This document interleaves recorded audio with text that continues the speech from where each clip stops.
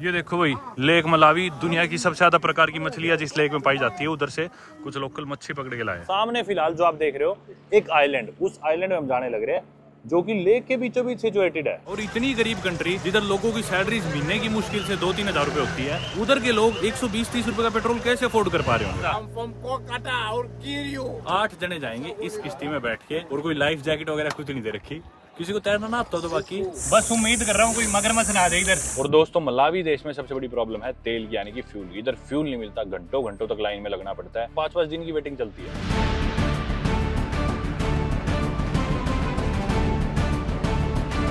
दोस्तों, मेरे African trip और एक नई वीडियो से आप सभी का फिर से स्वागत है। फिलहाल मैं हूं साउथ ईस्ट अफ्रीका की एक entirely landlocked country Malawi, which is bordered by Tanzania, Mozambique and Zambia. और मलावी देश की कैपिटल और लार्जेस्ट सिटी लिलोंगवे में फिलहाल प्रेजेंट हूं। और लिलोंगवे के बाद इनकी सेकंड लार्जेस्ट सिटी है ब्लैंटायर, जो कि पहले इनकी कैपिटल भी होती थी। उसके बाद है मजूजू, उसके बाद है जोम्बा भी शायद पहले कैपिटल होती थी। और आप लोगों ने मेरी पिछली वीडियोस में देखा था कि कैसे मैं जाम्बिया से मलावी आया, और हालांकि ये नेबरिंग कंट्रीज है और दोनों देशों की पॉपुलेशन ऑलमोस्ट सेम है। जी हाँ, जाम्बिया की पॉपुलेशन भी 21 मिलियन यानी कि 2 करोड़ से थोड़ी ज्यादा है, वहीं मलावी की पॉपुलेशन भी 21-22 करोड़ के करीब है। लेकिन जाम्बिया देश का जो एरिया वो है 7.5 लाख स्क्वायर किलोमीटर, और मलावी देश का जिधर हम फिलहाल अभी प्रेजेंट है, इसका एरिया सिर्फ 1,18,000 स्क्वायर किलोमीटर, यानी कि मलावी और जाम्बिया सेम पॉपुलेशन वाले 2 पड़ोसी देश है, जबकि जाम्बिया का एरिया मलावी से 6 गुना से भी ज्यादा है। और इसी वजह से इतना ज्यादा नेचर और लैंडस्केप होने के बावजूद भी मलावी एक काफी डेंसली पॉपुलेटेड कंट्री है। अगर आपने मलावी का मैप भी नोटिस किया तो आपने देखा होगा कि ये काफी लंबी सी कंट्री है, और इस कंट्री का 20% surface is covered by lake Malawi, जो कि इस पूरी कंट्री की सबसे मशहूर चीज है। और आज की वीडियो में भी हम अफ्रीका की 3rd लार्जेस्ट और 2nd डीपेस्ट लेक मलावी जाने वाले हैं, उसे एक्सप्लोर करने के लिए। मेरी इस अफ्रीका रोड ट्रिप की मैंने शुरुआत करी थी जिम्बाब्वे देश से, जहां पे मैं पहुंचा था विक्टोरिया फॉल्स,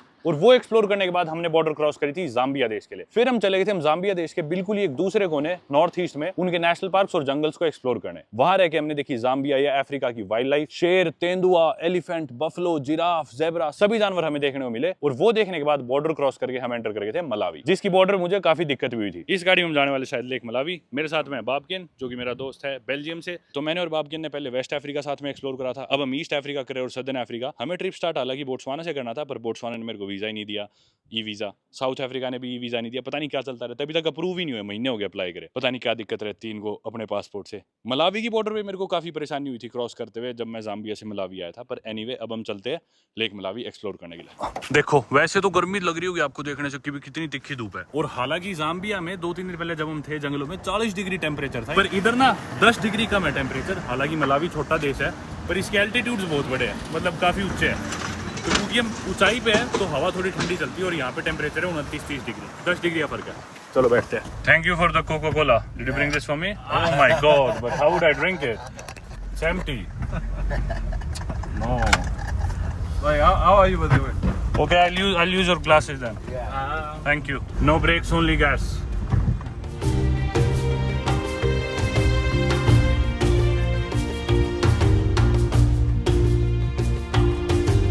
यार, इधर एरियाज के नाम देखो, मतलब नेबरहुड्स के नाम। एरिया 47, ठीक है, और वो लिखा हुआ है एरिया 32, मतलब ऐसे एरिया करके लिख रखे हैं जगहों के नाम, जिस तरह अपने सेक्टर होते हैं ना, इनने एरियाज बना रखे हैं।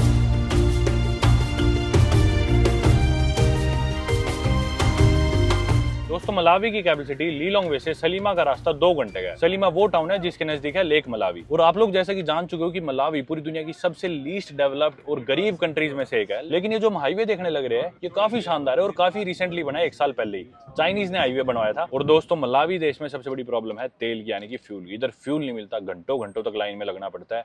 और डीजल तो इस देश में है ही नहीं। पेट्रोल आपको फिर भी मिल जाएगा, डीजल तो मिल ही नहीं सकता, 5-5 दिन की वेटिंग चलती है। और कुछ इसी तरह हम भी आगे तेल भरवाने एक पेट्रोल पंप पे। तो हम भी अब तेल के लिए लाइन में लगे हुए हैं, और वक्त हो गया सुबह के 11:15, 11:30। हम सुबह उठ गए थे 8:30-9 बजे, और हमने इस भाई को, जो गाइड हमें लेके जाने वाला था, हमने इसे मैसेज कर दिया था 10 बजे कि भी हमें ऐसे घूमने जाना है, ले चलेगा क्या? इसने कुछ पैसे बोले, हम बोले ठीक है हम इतने दे देंगे, कब आएगा? बोला मैं अभी के भी आ रहा हूँ। 10 बजे की बात है, 10 भी नहीं, 9:45 बजे थे। और फिर जब हमने इससे बात करी, कई देरी आए नहीं, तो बोला कि भी मैंने तेल भरवाया, बस मैं 5 मिनट में पहुंच रहा हूँ। 10:30 बजे के करीब हमने इससे बात करी। अब जब ये आ गया फाइनली 11:20 पे या 21 पे आए, और हम निकल पड़े सलीमा के लिए। अब ये रास्ते में बोलते गाड़ी में तो तेल ही नहीं है, मतलब इसने तेल भरवाया ही नहीं था। अब हम तेल लेने के लिए लाइन में रुके, मतलब पहले ही हम पूरा दिन खराब कर चुके हैं ऑलरेडी इसके इंतजार में, और फिर ये बोल रहे कि मैं तेल भरवा के आ चुका हूँ। पर लेकिन हम देख रहे कि ये तो अब तेल भरवाएगा हमारे आगे, कई देर हमें लाइन में लगना पड़ेगा। पता नहीं भाई क्या हिसाब किताब है। बाकी इस भाई का नाम है हैप्पी। मैंने इसे कह दिया मैं हैप्पी तेरा मैं दिन खराब कर दूंगा अगर तूने मजे से नहीं घुमाया तुम्हें।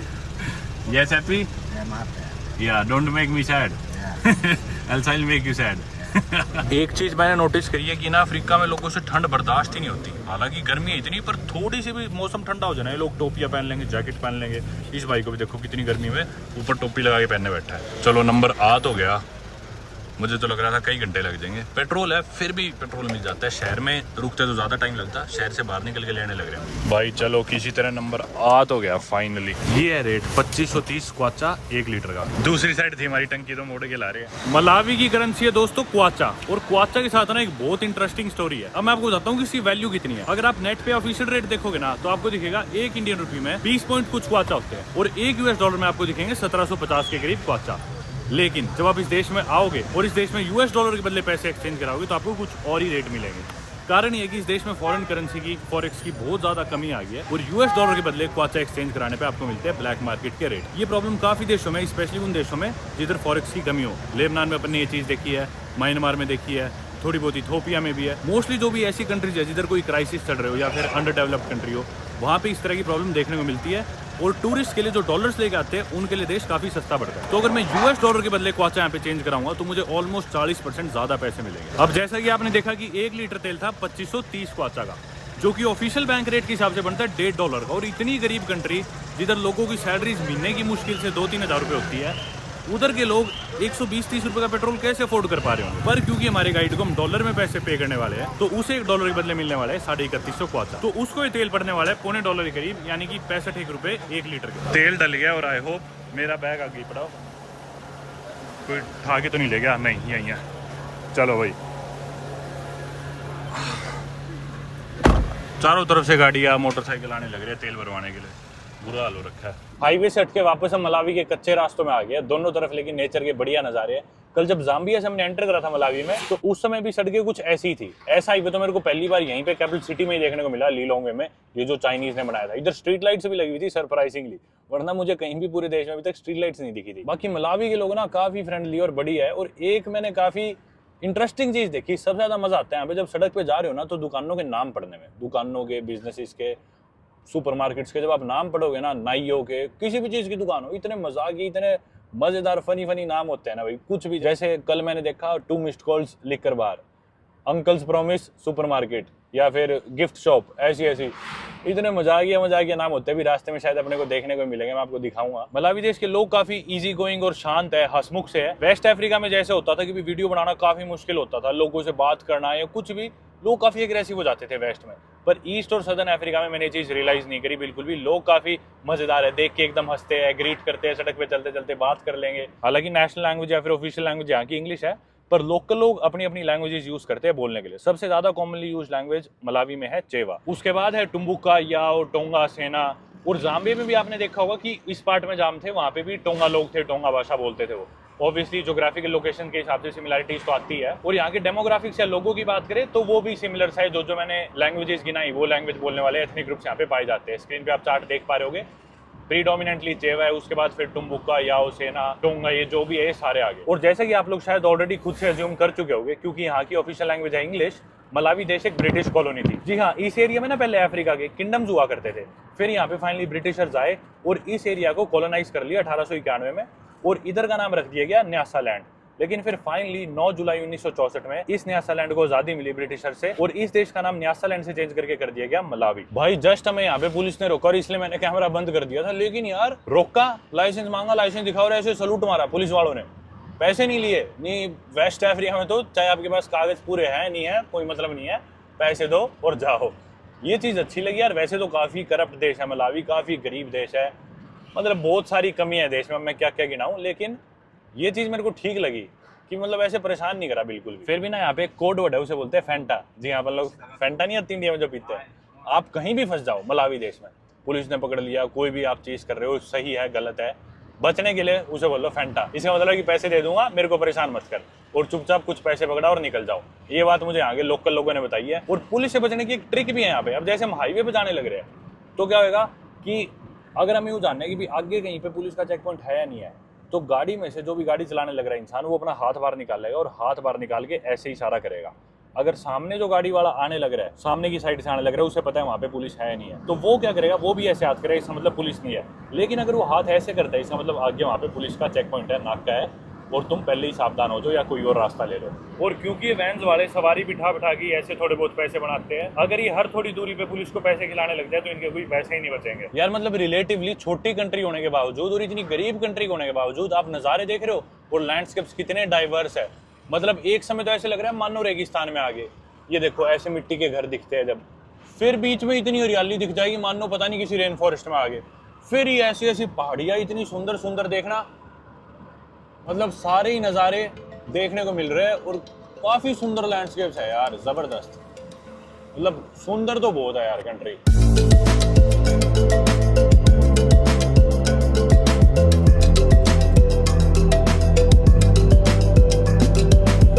हम जिन जिन गांवों से और टाउन से गुजरने लग रहे हैं ना, मैं एक चीज नोटिस कर रहा हूँ कि सभी लोग बहुत जवान हैं। और थ्योरेटिकली भी ये फैक्ट ट्रू है, क्योंकि मलावी देश की 66% पॉपुलेशन, यानी कि 2/3 कंट्री की टोटल पॉपुलेशन जो है 2.25 करोड़ की, उसकी उम्र 25 साल से कम है। और देश की जो मीडियन एज है, मतलब एवरेज एज किसी इंसान की, वो 17 साल से भी थोड़ी सी कम है, यानी कि काफी जवान या यंग कंट्री है। और लाइफ एक्सपेक्टेंसी भी काफी लो है यहाँ पे। वहीं अगर हम बात करें HIV की, वो भी यहाँ पे काफी प्रेवलेंट है।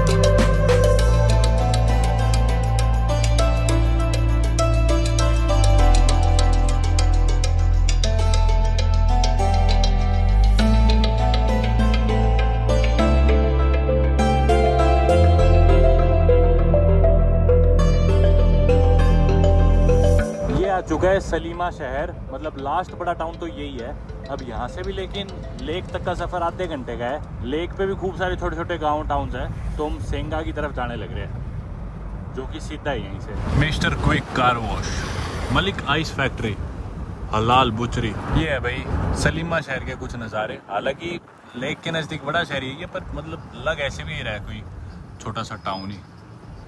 साइकिल वाइकिल पे, मोटरसाइकिल पे गर्मी में लोग जा रहे हैं। बच्चे ये सारे जवान उम्र के ज़्यादातर लोग देखने को मिलते हैं, जैसे मैंने पहले बताया।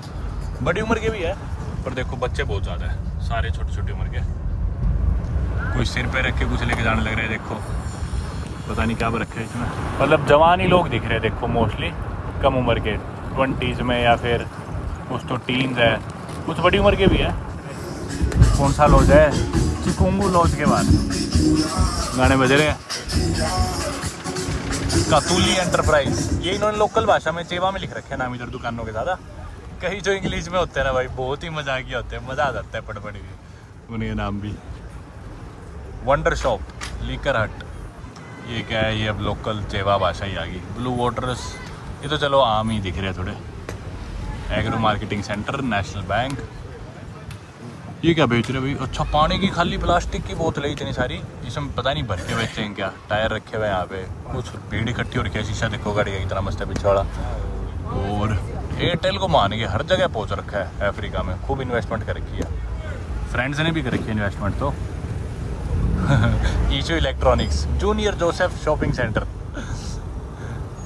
टीनास क्वालिटी क्लोथ्स, कैसिम जूनियर शॉपिंग सेंटर, मामा एक शॉप, जोसेफ शॉपिंग सेंटर, साफ़ी इन्वेस्टमेंट। यार इंग्लिश स्पीकिंग कंट्रीज़ में ना पूरी दुनिया में मतलब सबसे ज़्यादा मज़ा यही है कि ना जो भी नाम लिखे होते हैं, साइन बोर्ड लिखे होते हैं, बिजनेसेस के नाम होते हैं, ये पढ़े जाते हैं, समझ में आ जाते हैं अपने को, क्योंकि अपन इंग्लिश जानते हैं आमतौर पे इंडियंस, तो इससे ज़्यादा मज़ा आता है घूमने में। और इसीलिए जिन देशों में कोई और ज़बान बोलते हैं तो मैं उस ज़बान की थोड़ी सी बेसिक सीख जाता हूँ, ताकि ये जो मज़ा है ना, थोड़ा थोड़ा जो भी समझ आए, मज़ा आता है। देखो, God is gracious fashion wear and electronics, ये आ गए यहाँ पे।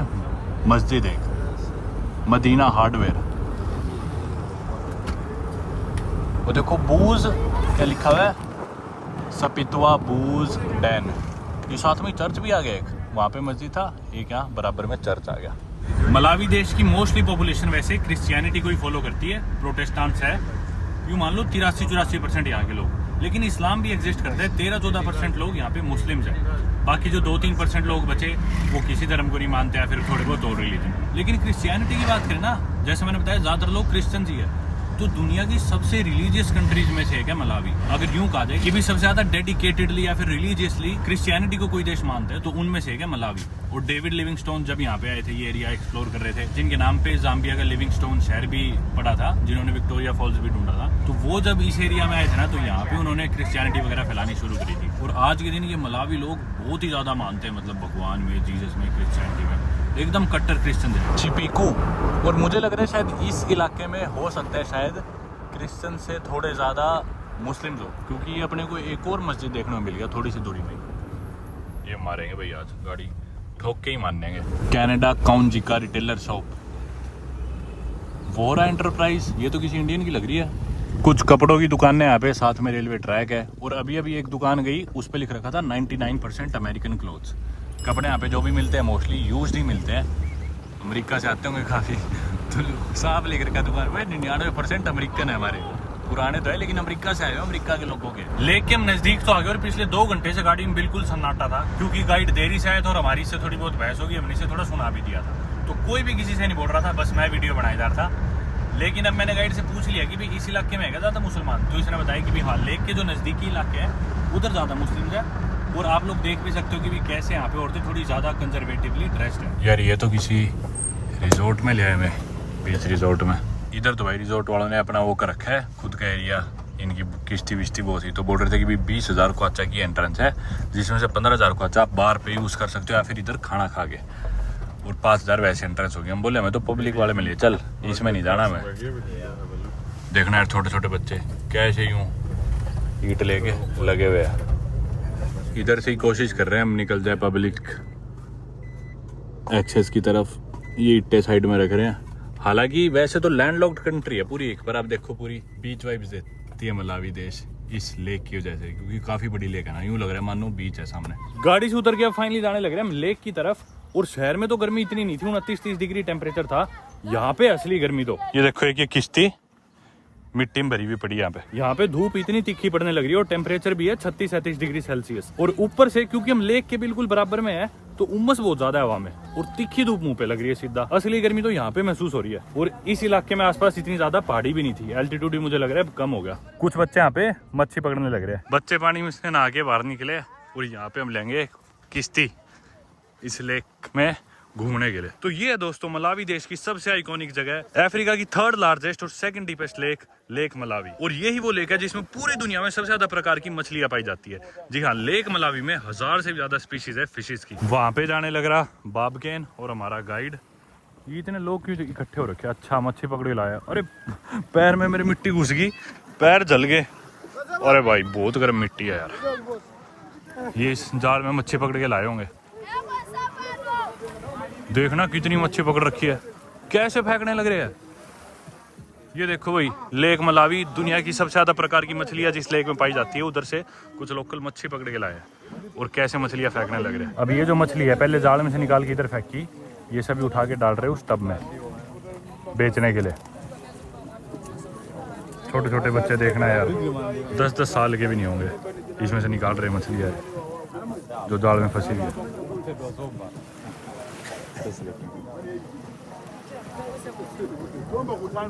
They will sell it in the market? Yeah, they will sell it. They are selling. Okay. If you see those women with buckets, they are buying from the owner. This is the owner. He is the owner. He is the owner. And this woman is buying from him. तो भाई ये मालिक है, ये इन छोटे बच्चों को भेजता है जाल लेके पानी में, और ये जाल में से मछलियाँ पकड़ते हैं लेक मलावी से, और आके जाल में से मछलियाँ निकाल के इधर इकट्ठी करते हैं, फिर ये बेच देते हैं वेंडर्स को, ताकि वो मार्केट में टबों में भर के मछलियाँ बेच सके। भाई कितनी मछलियाँ होगी यार इस झील में, देखना निकली जा रही है जाल में से, खत्म ही नहीं हो रही। थोड़ा सा जाल पलटते हैं तो वहाँ पे और मछलियाँ निकल आती है। और ये देखो पत्थर बांध रखे इसके जाल के ताकि ये पानी में टिका रहे। ये हमारी किश्ती जिसमें बैठ के हम जाएंगे। We're going in this boat? Okay. ये क्या निकाल लिया? डूबे तो नहीं गए? It's not gonna drown, right? No. ये देखो, ये इस पे लकड़ी की फटियां लगा रहे हैं, नीचे आपको पानी भी दिख रहा होगा इसमें। इधर ये पानी नीचे दिखने लग रहा है, फटियां लगा के अभी कवर कर रहे हैं, पानी निकाल रहे हैं इसमें से जो किश्ती में भरा हुआ है मग्गे से।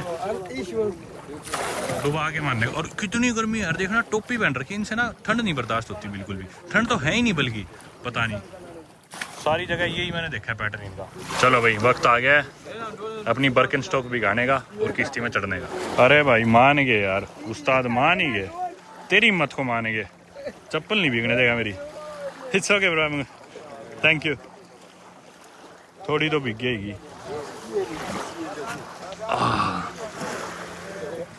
Where shall I sit? Here? You shouldn't walk there. There are some nails. Oh, okay. कह रहे कील कट जाएगी, चप्पल पहन ले। Happy if we sink, you're gonna save us, okay? If the boat sinks, you're gonna save us. Yeah, you know how to swim. Okay. Yeah. I don't know how to swim. You don't know? I do, but he doesn't know. You don't know how to swim. इनसे अब ये किश्ती पानी में ले जानी औखी हो रही है, मिट्टी में फंस रही है, धक्का दे रहे हैं अभी। धूप हो रही है फुल तिखी। और कितने लोग बैठ गए हम किश्ती में? मैं, बाबकेन, 3, 4, 5, 6, 7, 8 जने जाएंगे इस किश्ती में बैठ के। और कोई लाइफ जैकेट वगैरह कुछ नहीं दे रखी, किसी को तैरना ना आता तो बाकी। चलो भाई हो गया इंजन स्टार्ट।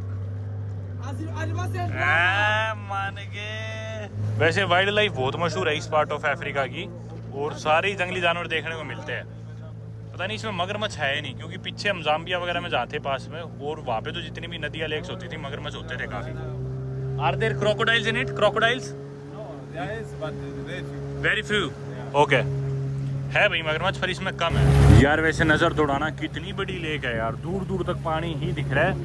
बिल्कुल मानो यूँ लग रहा है किसी समुद्र में आगे, किसी आइलैंड पे है, और ये कोई समुद्र है पता नहीं कई 100 किलोमीटर आगे तक ऐसे लग रहा है, क्योंकि दिख ही नहीं रहा दूर दूर तक कुछ। मैं ना अब की बार तौलिया लाना भूल गया था इंडिया से, तो कल मैं बाप को बोला मेरा ना कोई तौलिया ले आइयो यार, कोई दुकान दिखे तो बटा देखना क्या तौलिया ले गया मेरे लिए।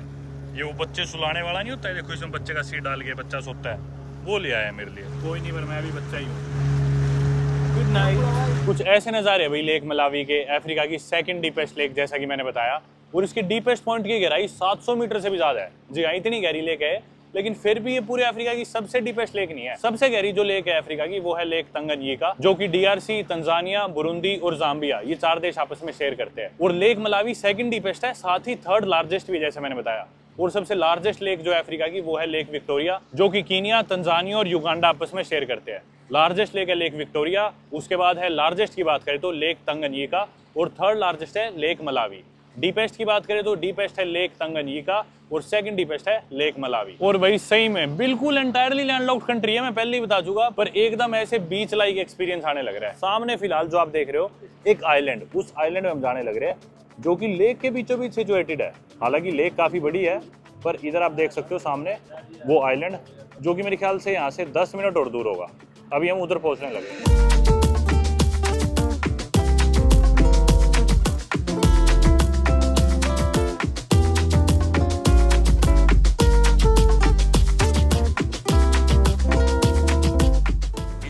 का नाम है भाई लिजर्ड आइलैंड, यानी कि छिपकली टापू। ये क्या कर रहे हैं? छिपकली पकड़ रहे क्या? माने के उस्ताद पकड़ गया मच्छी। व्हाट? इंचेवा? Yeah, it's a Chewa name. Okay, मजा कांगक जी। Namalenje. नमालेंजेग। नमालेंजेग कुछ इसका चेवा भाषा में नाम है भाई, आप तो छिपकली बोल लेंगे। This is Chipkali Island. Chipkali. Yeah, say Chipkali Island. Chipkali Island. Yeah, Chipkali Island. Babagain, you already know Hindi. What island is this? Louder. Chipkali. Now you're acting like a Chipkali. छिपकली island आ गया भाई, छिपकली। एक चीज आपने देखी, क्योंकि माली गरीब देश है, यहाँ पे ना इतने लोग भी घूमने नहीं आते, मतलब टूरिस्ट यहाँ पे दिखते ही नहीं। हमारे अलावा कोई और घूमने भी नहीं आया यहाँ पे। आपने देखा ना वहाँ पे कोई था, यहाँ पे भी मांगे। लोकल्स तो कुछ है यहाँ पे। ये देखो, ये अपनी किश्ती खड़ी करके फिशिंग वगैरह कर रहे हैं यहाँ पे भी लोकल लोग। लो भाई, यहाँ पे खड़ी कर दी किश्ती हमने। चल मित्र। When you're stepping, take care because the rope is very slippery. Slippery, okay. Walk a little, little. Yeah, little. Little little Yeah, little. काई जम रही है इधर पत्थरों पे, तो ध्यान से चलना है, ध्यान से उतर। यो भाई बाप के है ना।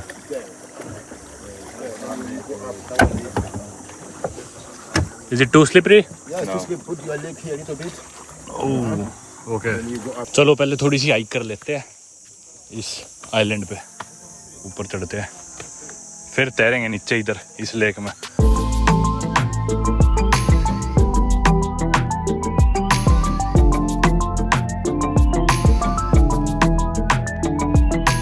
अब हम आगे भाई इस आइलैंड के टॉप पे, दूसरी साइड जाएंगे शायद। ये देखो यहाँ से नज़ारा, अरे क्लिफ सी आ गई इधर। तो ये है भाई इस आइलैंड का हाईएस्ट पॉइंट, ऊपर से नज़ारे देख सकते हो। स्विमिंग के लिए साइड इतनी बढ़िया नहीं लग रही हमें, तो हमने सोचा उसी साइड करेंगे स्विमिंग। तो गर्मी है लेकिन ऊपर भयंकर। ओ भाई साहब, भाई इनने तो लगा ली गांजे की बीड़ी और ले रहे हैं मजे तो पानी के। अभी तैरेंगे मैं और बाप के भी, पर हमारा गाइड वैसे यूँ है प्रोफेशनल साहब, खुद आगे पहले कपड़े उतार के नहाने लग गया, ना पानी लेके आया, कुछ भी नहीं लेके आया वहाँ, जैसे कि हम ही से घुमाने आए हुए। चलो भाई चलते हैं नहाने पानी के अंदर।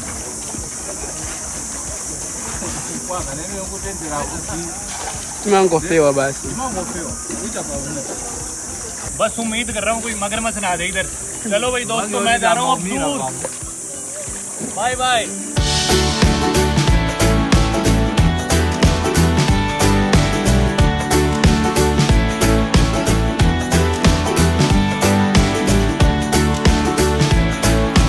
तैर के आगे भाई वो सामने पत्थर है बहुत दूर, यहाँ से इतना दूर नहीं लग रहा, पानी में उतरा ना तब पता चला कितनी दूर है।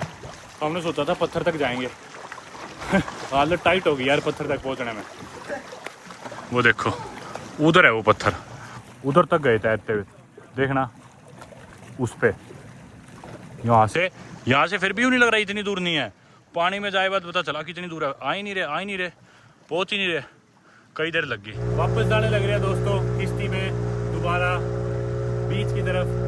पता नहीं 1 घंटा हो गया, 1 घंटा और लगेगा, पहुंचते ही नहीं, पता नहीं क्या चक्कर है। और रेमंड हमारा गाइड है। What is the best province in India? Haryana. Haryana, बिल्कुल, गुड बॉय। रेमंड कह रहे कि ना ये बॉलीवुड पिक्चरें देखते हैं और उसमें ना बॉलीवुड एक्टर सारे मुंबई के हैं, और कह रहे कि ना कोलकाता के villains are from where? Kolkata. Yeah. How do they act, the villains from Kolkata? I'm from Kolkata. I'll kill you. चलो भाई। या भाई हम इस रिजॉर्ट में ही आ गए, थोड़ी देर कुछ खाने पीने, यहाँ बैठ के थोड़ी देर फिर निकल लेंगे। पेड़ के नीचे जाले लगा रखे हैं ताकि पत्ते ना गिरे नीचे टेबल्स पे। चलो यहाँ पे बैठते हैं इस टेबल पे, समुद्र किनारे लुत्फ उठाते नज़ारे का।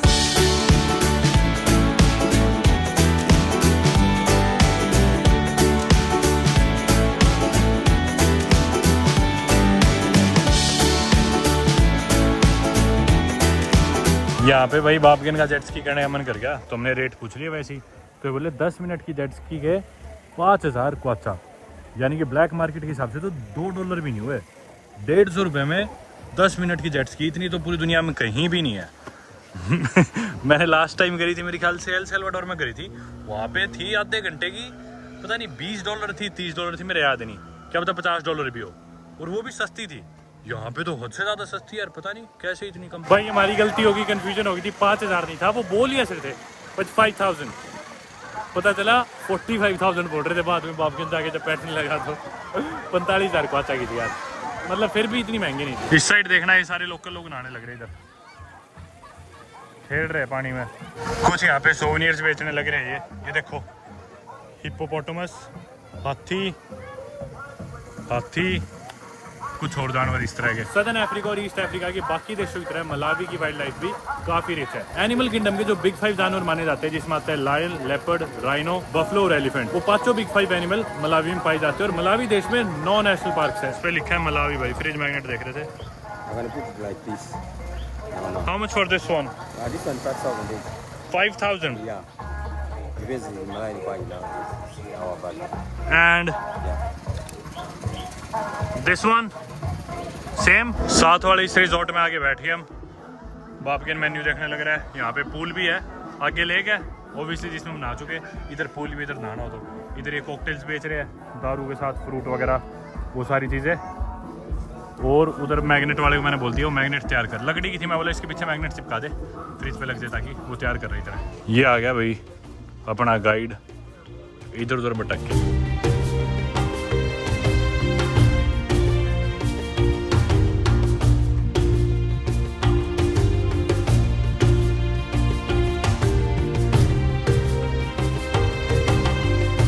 रास्ते में रुके 818 सुपरमार्केट पे पानी लेने के लिए। दुनिया के किसी रिमोट से रिमोट आइलैंड पे चले जाओ, रिमोट से रिमोट कंट्री में चले जाओ, चाइनीज़ लोगों ने वहाँ पे भी अपनी सुपरमार्केट खोली रखी होगी। रेस्टोरेंट, सुपरमार्केट, दुकानें, कपड़े, किचन का सामान, हर जगह चाइना वालों ने इस मामले में तो आतंक बजा रखा है। खाने का तो कुछ इस पे था नहीं तो मैंने तौलिया ले लिया। पहले तो बच्चों वाला तौलिया लेके आया था मेरे लिए, 5800 का था ये, मान लो $2 का। और खाने का इस पर कुछ भी नहीं था, मैंने खाना नहीं खाया, बाप के ने तो खा पी लिया बीच पे वहाँ बैठ के। हालांकि काफ़ी चीज़ें एक्सप्लोर करनी रह गई थी पर अंधेरा हो गया था, तो इसलिए रात को मैं आ गया अभी यहाँ पे अपने जिम, जिधर पहले भी आया था मैं, क्रॉस रोड्स करके होटल है, इस होटल के अंदर एक जिम है, 9 बजे जिम होता है, सही 8 बजे अपन इधर आ गया। लो भाई आज का पुल वर्कआउट हो गया खत्म और इसी के साथ दिन को करते हैं एंड। आप लोगों से मिलता हूँ मैं कल सुबह और मेरी कोशिश ये रहेगी पूरी कि कल अपन इनके लोकल गाँव और घर एक्सप्लोर करें मलावी देश।